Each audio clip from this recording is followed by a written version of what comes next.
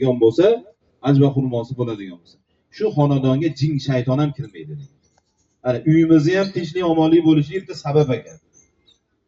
Payg'ambar alayhisolamni yaxshi ko'rgan narsalarni yaxshi ko'rsak, jismoniyatimizga ham, ruhiyatimizga ham, nomi a'molimizga ham, xonadonimizga ham faqat foyda ekan. Endi foydani eng afzali qaysi desa, Alloh taolo Qur'oni Karimda Payg'ambar sollallohu alayhi vasallamga nisbatan fattabi'uni yuhibbukumulloh. Sizlar meni rasulimga ergashsalaring, men sizlarni yaxshi ko'raman. Fattabi'uni yuhibbukumulloh yaghfir lakum zunubakum. Gunohlaringizni ham kechirib yuboraman. Payg'ambar alayhisalomga ergashishligimiz shunda. Faqat bizni rasulimizga bo'lgan muhabbatimiz boshqa narsalar bilan izhor bo'lmaydi, u zotning sunnatlari bilan izhor bo'ladi. Alloh taolo hammamizni ham Robbimizga bo'lgan iymonimiz nurini ziyoda qilsin.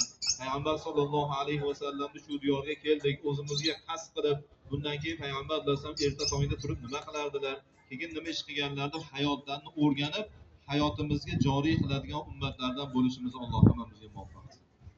Kelib, quruq kelib ketavermaylik, nimadir olib ketaylik.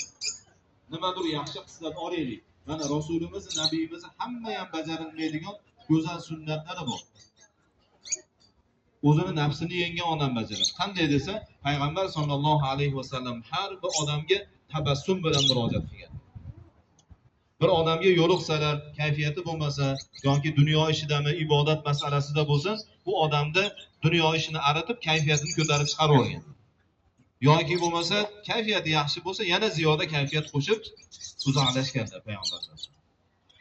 Alloh saqlasin, hozir hammaning hayotida